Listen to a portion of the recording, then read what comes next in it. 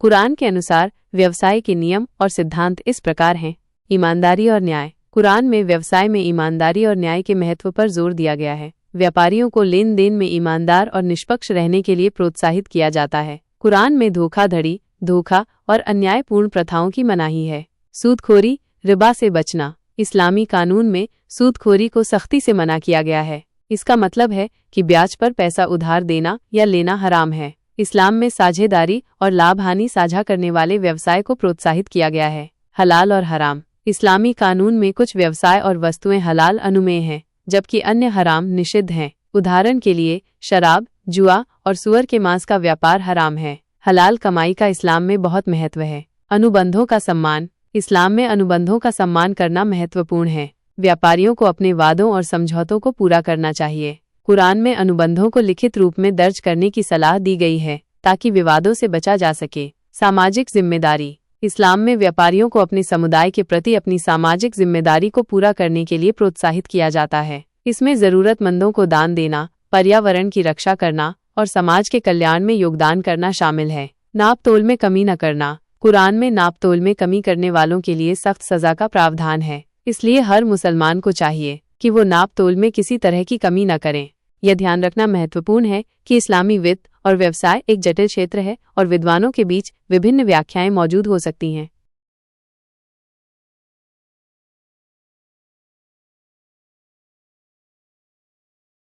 कुरान के अनुसार व्यवसाय के नियमों और सिद्धांतों को और विस्तार से समझते हैं। 1. ईमानदारी और न्याय। लेन देन में पारदर्शिता। कुरान में लेन देन में पारदर्शिता पर जोर दिया गया है। इसका मतलब है कि सभी नियम और शर्तें स्पष्ट रूप से बताई जानी चाहिए और कोई छिपी हुई फीस या शुल्क नहीं होना चाहिए। वजन और माप में निष्पक्षता। कुरान में वजन और माप में निष्पक्षता पर विशेष जोर दिया गया है। व्यापारियों को सही वजन और माप का उपयोग करना चाहिए और किसी भी तरह की धोखाधड़ी से बचना चाहिए। विवाद समाधान। यदि कोई विवाद उत्पन्न होता है तो कुरान में निष्पक्ष और न्यायपूर्ण समाधान की सलाह दी गई है। इसमें मध्यस्थता या कानूनी प्रणाली का उपयोग शामिल हो सकता है। 2. सूदखोरी, रिबा से बचना। लाभ हानि साझा करना। इस्लामी वित्त में लाभ हानि साझा करने वाले व्यवसाय को प्रोत्साहित किया जाता है। इसका मतलब है कि निवेशकों और उद्यमियों को एक साथ मिलकर काम करना चाहिए और लाभ और हानि दोनों को साझा करना चाहिए। मुद्रा सट्टेबाजी से बचना। इस्लामी कानून में मुद्रा सट्टेबाजी को हराम माना जाता है। इसका मतलब है कि मुद्राओं को केवल वास्तविक व्यापार या निवेश के लिए खरीदा और बेचा जाना चाहिए। वैकल्पिक वित्तीय उत्पाद। इस्लामी वित्त में कई वैकल्पिक वित्तीय उत्पाद उपलब्ध हैं जो सूदखोरी से बचते हैं, जैसे कि मुराबाहा, मुशारका और इजारा। 3. हलाल और हराम। उत्पाद की शुद्धता। हलाल उत्पादों को शुद्ध और स्वच्छ होना चाहिए और किसी भी हराम सामग्री से मुक्त होना चाहिए। उत्पादन प्रक्रिया। हलाल उत्पादों को इस्लामी दिशा निर्देशों के अनुसार उत्पादित किया जाना चाहिए। वितरण और बिक्री। हलाल उत्पादों को हराम तरीकों से वितरित या बेचा नहीं जाना चाहिए। 4. अनुबंधों का सम्मान। लिखित अनुबंध। कुरान में अनुबंधों को लिखित रूप में दर्ज करने की सलाह दी गई है। इससे विवादों से बचने में मदद मिलती है और यह सुनिश्चित होता है कि सभी पक्ष समझौते के नियमों और शर्तों से अवगत हैं। गवाह। महत्वपूर्ण अनुबंधों में गवाहों को शामिल करने की सलाह दी जाती है। यह अनुबंध की वैधता को मजबूत करता है और विवादों के मामले में सबूत प्रदान करता है। अनुबंधों का पालन। मुसलमानों को अपने अनुबंधों का पालन करना चाहिए, चाहे वे मौखिक हों या लिखित। अनुबंधों को तोड़ना इस्लामी नैतिकता के खिलाफ है। 5. सामाजिक जिम्मेदारी। दान, जकात। इस्लामी कानून में मुसलमानों को अपनी संपत्ति का एक निश्चित प्रतिशत जरूरतमंदों को दान करने की आवश्यकता होती है। ये सामाजिक जिम्मेदारी का एक महत्वपूर्ण पहलू है। पर्यावरण संरक्षण। मुसलमानों को पर्यावरण की रक्षा करने और प्राकृतिक संसाधनों के संरक्षण के लिए प्रोत्साहित किया जाता है। सामुदायिक विकास। मुसलमानों को अपने समुदाय के विकास में योगदान करने के लिए प्रोत्साहित किया जाता है। इसमें शिक्षा, स्वास्थ्य देखभाल और अन्य सामाजिक सेवाओं का समर्थन करना शामिल है। यह ध्यान रखना महत्वपूर्ण है कि इस्लामी वित्त और व्यवसाय एक जटिल क्षेत्र है और विद्वानों के बीच विभिन्न व्याख्याएं मौजूद हो सकती हैं। इस्लाम में सूदखोरी, रिबा एक गंभीर पाप है। ये पैसे के बदले में अतिरिक्त पैसे लेने या देने को संदर्भित करता है, चाहे वो ऋण हो या व्यापार। यहाँ सूदखोरी के बारे में कुछ और जानकारी और उदाहरण दिए गए हैं। सूदखोरी, रिबा के प्रकार। रिबा अल-फदल, अतिरिक्त ब्याज। यह एक ही प्रकार की दो वस्तुओं के विनिमय में अतिरिक्त राशि लेने को संदर्भित करता है। उदाहरण के लिए 1 किलोग्राम सोने के बदले 1.1 किलोग्राम सोना लेना। रिबा अल-नसिया, विलंबित ब्याज। यह ऋण पर ब्याज लेने को संदर्भित करता है। उदाहरण के लिए यदि कोई व्यक्ति किसी को 100 रुपये उधार देता है और वह उससे 110 रुपये वापस लेता है तो अतिरिक्त 10 रुपये रिबा है। सूदखोरी, रिबा के उदाहरण: बैंक में सावधि जमा, फिक्स डिपॉजिट पर ब्याज लेना या देना, क्रेडिट कार्ड पर देर से भुगतान के लिए ब्याज देना, किसी व्यक्ति को पैसे उधार देना और उस पर ब्याज लेना, किसी वस्तु को किश्तों में बेचना और उस पर ब्याज जोड़ना। इस्लाम में सूदखोरी, रिबा क्यों निषिद्ध है?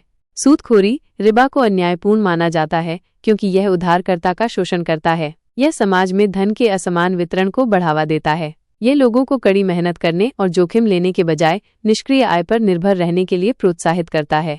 सूदखोरी, रिबा से बचने के तरीके: इस्लामी बैंकों और वित्तीय संस्थानों का उपयोग करें जो शरिया अनुपालन वाले उत्पादों और सेवाओं की पेशकश करते हैं। लाभ हानि साझा करने वाले व्यवसाय में निवेश करें। जरूरतमंदों को बिना ब्याज के पैसे उधार दें। सूदखोरी के बारे में इस्लामी विद्वानों से जानकारी प्राप्त करें।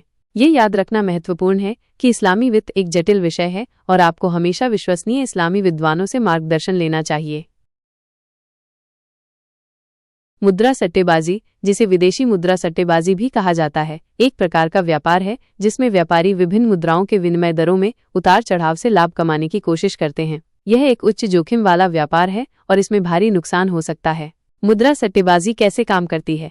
मुद्रा सट्टेबाजी में व्यापारी एक मुद्रा को दूसरी मुद्रा के बदले में खरीदते या बेचते हैं। वे उम्मीद करते हैं कि जिस मुद्रा को वे खरीद रहे हैं उसका मूल्य बढ़ेगा या जिस मुद्रा को वे बेच रहे हैं उसका मूल्य घटेगा। यदि उनकी भविष्यवाणी सही होती है तो वे लाभ कमाते हैं, यदि उनकी भविष्यवाणी गलत होती है तो वे नुकसान उठाते हैं।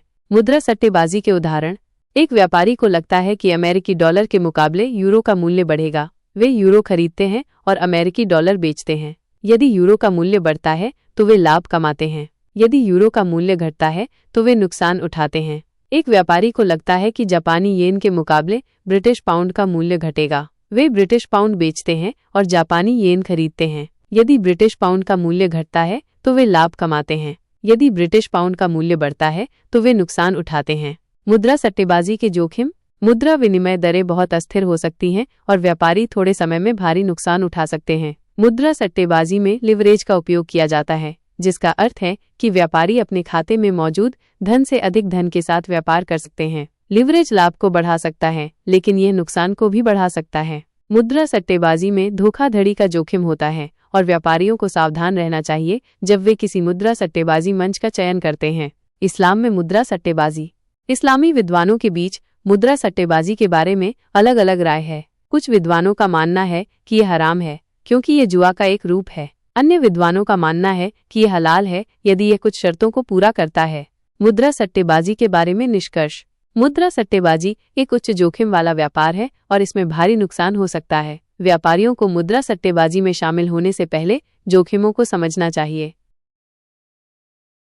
मुराबहा, मुशारका और इजारा इस्लामी वित्त में उपयोग किए जाने वाले 3 महत्वपूर्ण अनुबंध हैं। ये अनुबंध सूदखोरी, रिबा से बचने और शरिया अनुपालन वाले निवेश और वित्तपोषण के अवसर प्रदान करने के लिए डिजाइन किए गए हैं। 1. मुराबहा। मुराबहा मुराबहा एक लागत प्लस लाभ बिक्री अनुबंध है। इसमें एक वित्तीय संस्थान ग्राहक के लिए एक संपत्ति खरीदता है और फिर उसे एक सहमत लाभ मार्जिन के साथ ग्राहक को बेचता है। लाभ मार्जिन पहले से तय होता है और दोनों पक्षों द्वारा सहमति व्यक्त की जाती है, जिससे पारदर्शिता और निश्चितता सुनिश्चित होती है। मुराबहा का उपयोग अक्सर घर, कार या उपकरण जैसी संपत्तियों के वित्त पोषण के लिए किया जाता है। मुराबहा का उदाहरण: एक ग्राहक एक कार खरीदना चाहता है लेकिन उसके पास पूरी राशि नहीं है। वह एक इस्लामी बैंक से संपर्क करता है। बैंक ग्राहक की ओर से कार खरीदता है। बैंक और ग्राहक एक सहमत लाभ मार्जिन पर सहमत होते हैं। ग्राहक कार के लिए बैंक को किश्तों में भुगतान करता है, जिसमें मूल लागत और लाभ मार्जिन शामिल होता है। 2. मुशारका। मुशारका मुशारका एक साझेदारी अनुबंध है जिसमें 2 या 2 से अधिक पक्ष एक परियोजना या व्यवसाय में पूंजी का योगदान करते हैं। लाभ और हानि को पूर्व सहमत अनुपात में साझा किया जाता है। मुशारका का उपयोग अक्सर रियल एस्टेट विकास, संयुक्त उद्यम और अन्य व्यावसायिक परियोजनाओं के वित्तपोषण के लिए किया जाता है। मुशारका का उदाहरण: 2 व्यक्ति एक व्यवसाय शुरू करना चाहते हैं लेकिन उनके पास पर्याप्त पूंजी नहीं है। वे एक इस्लामी बैंक से संपर्क करते हैं। बैंक व्यवसाय में पूंजी का योगदान करता है और तीनों पक्ष लाभ और हानि को साझा करने के लिए सहमत होते हैं। व्यवसाय से उत्पन्न लाभ को पूर्व सहमत अनुपात में वितरित किया जाता है। 3. इजारा। इजारा इजारा एक पट्टा अनुबंध है जिसमें एक पक्ष पट्टेदार दूसरे पक्ष पट्टेदार को एक निश्चित अवधि के लिए एक संपत्ति का उपयोग करने का अधिकार देता है। पट्टेदार संपत्ति के उपयोग के लिए पट्टेदार को नियमित भुगतान करता है। इजारा का उपयोग अक्सर उपकरण, मशीनरी, वाहनों और रियल एस्टेट जैसी संपत्तियों के वित्तपोषण के लिए किया जाता है। इजारा का उदाहरण, एक कंपनी को अपने व्यवसाय के लिए एक नई मशीन की आवश्यकता है। वह एक इस्लामी बैंक से संपर्क करती है। बैंक मशीन खरीदता है और कंपनी को पट्टे पर देता है। कंपनी मशीन के उपयोग के लिए बैंक को नियमित भुगतान करती है। पट्टे की अवधि के अंत में कंपनी मशीन खरीद सकती है या उसे बैंक को वापस कर सकती है। ये अनुबंध इस्लामी वित्त में महत्वपूर्ण भूमिका निभाते हैं, जो व्यक्तियों और व्यवसायों को शरिया अनुपालन वाले निवेश और वित्तपोषण के अवसर प्रदान करते हैं।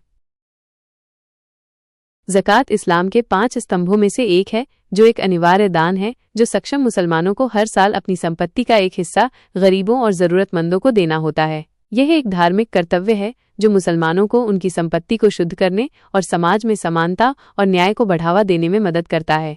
ज़कात के बारे में कुछ महत्वपूर्ण बातें।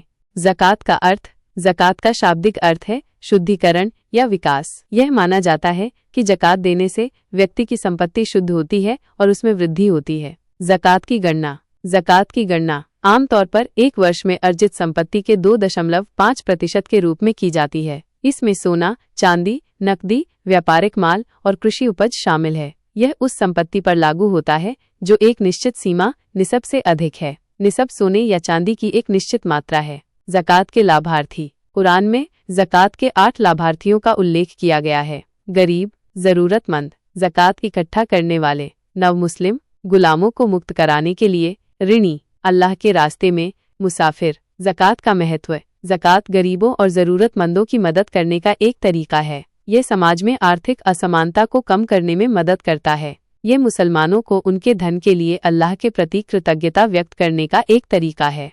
ज़कात के उदाहरण।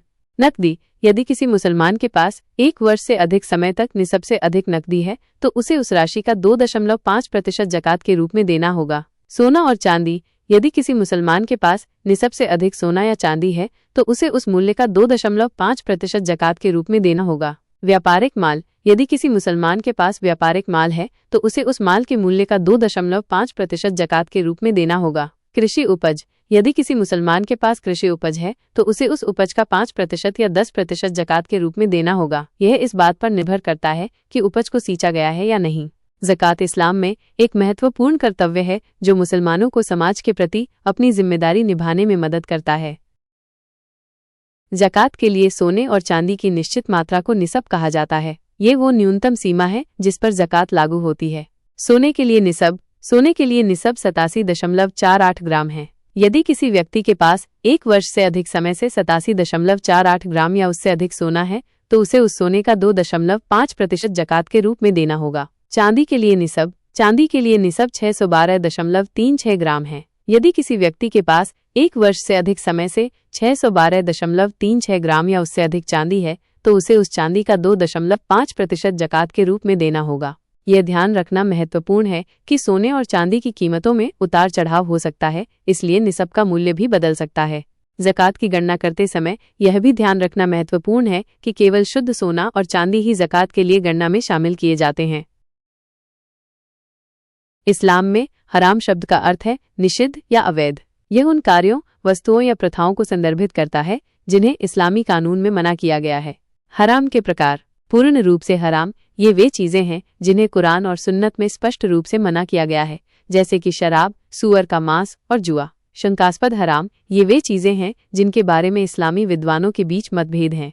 हराम व्यवसाय वे व्यवसाय हैं जो इस्लामी कानून के सिद्धांतों का उल्लंघन करते हैं। इनमें शामिल हैं शराब का व्यवसाय। शराब का उत्पादन, बिक्री या वितरण इस्लामी कानून में हराम है। सूअर के मांस का व्यवसाय। सूअर के मांस या सूअर के मांस से बने उत्पादों का उत्पादन, बिक्री या वितरण हराम है। जुआ या जुआ से संबंधित किसी भी गतिविधि में शामिल होना हराम है। सूदखोरी, रिबा, ब्याज पर पैसा उधार देना या लेना हराम है। धोखाधड़ी किसी भी प्रकार की धोखाधड़ी या धोखे में शामिल होना हराम है। अवैध मनोरंजन, अश्लील सामग्री, संगीत या नृत्य का उत्पादन, बिक्री या प्रदर्शन हराम है। अवैध हथियारों का उत्पादन, बिक्री या वितरण हराम है। नशीले पदार्थों का उत्पादन, बिक्री या वितरण हराम है। वेश्यावृत्ति या वेश्यावृत्ति से संबंधित किसी भी गतिविधि में शामिल होना हराम है। चोरी किसी और की संपत्ति चुराना हराम है। हराम व्यवसायों के उदाहरण: 1. शराब की दुकान चलाना। 2. सूअर के मांस की दुकान चलाना। 3. जुआ घर चलाना। 4. ब्याज पर पैसा उधार देना। 5. धोखाधड़ी वाली निवेश योजनाएं चलाना। 6. अश्लील फिल्में बनाना या बेचना। 7. अवैध हथियार बेचना। 8. नशीले पदार्थ बेचना। 9. वेश्यालय चलाना। 10. चोरी का माल बेचना। इस्लाम में मुसलमानों को हराम व्यवसायों से बचने और केवल हलाल व्यवसायों में शामिल होने के लिए प्रोत्साहित किया जाता है।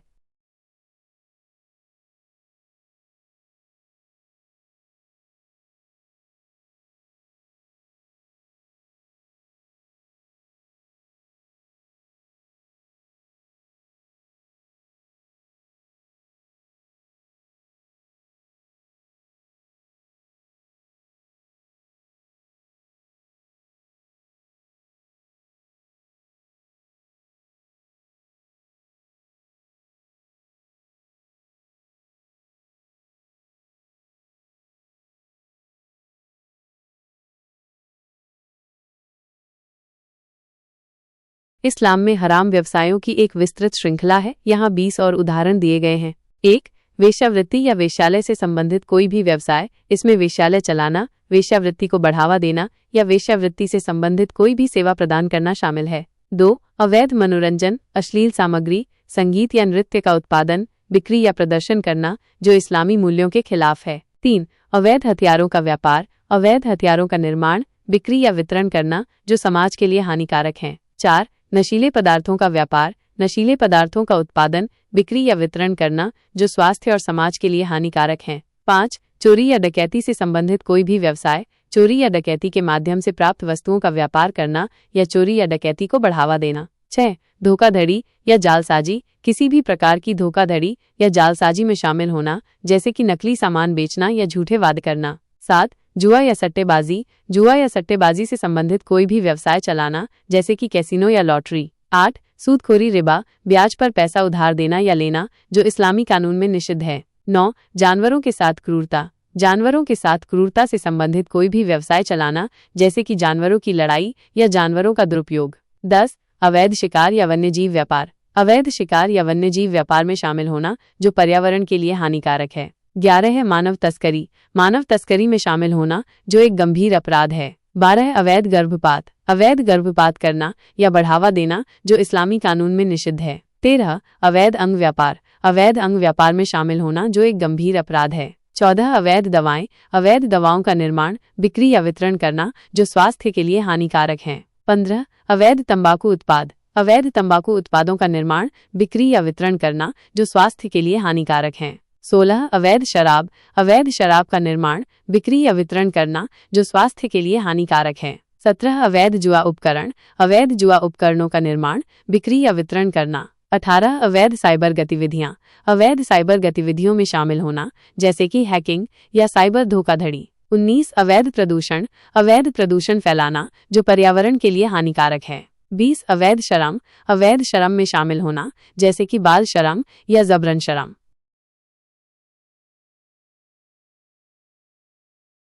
मानव तस्करी एक गंभीर अपराध है जिसमें लोगों को बलपूर्वक, धोखाधड़ी से या धोखे से भर्ती, परिवहन, स्थानांतरित, आश्रय या प्राप्त किया जाता है, जिसका उद्देश्य उनका शोषण करना होता है। यह आधुनिक समय की गुलामी का एक रूप है और दुनिया भर में लाखों लोगों को प्रभावित करता है।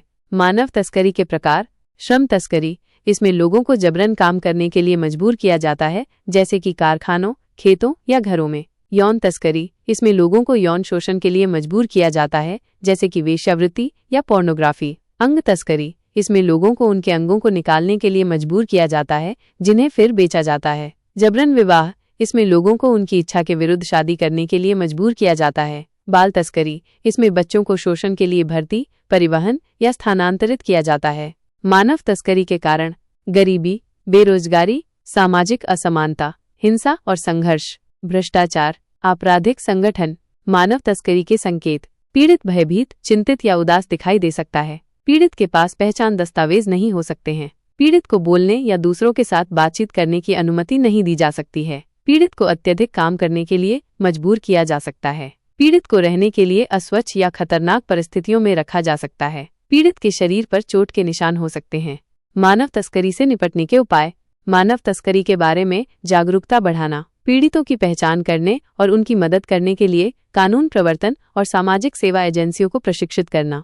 मानव तस्करी के अपराधियों को गिरफ्तार और मुकदमा चलाना। पीड़ितों को आश्रय, भोजन, चिकित्सा देखभाल और कानूनी सहायता प्रदान करना। गरीबी और बेरोजगारी को कम करने के लिए काम करना। मानव तस्करी से संबंधित कानूनों को सख्त करना। मानव तस्करी एक जटिल समस्या है, लेकिन इसे समाप्त किया जा सकता है। हमें सभी को मिलकर काम करना चाहिए ताकि ये सुनिश्चित किया जा सके कि हर कोई सुरक्षित और स्वतंत्र हो। अगर आपको या किसी और को मानव तस्करी का संदेह है तो कृपया तुरंत स्थानीय पुलिस या राष्ट्रीय हेल्पलाइन से संपर्क करें।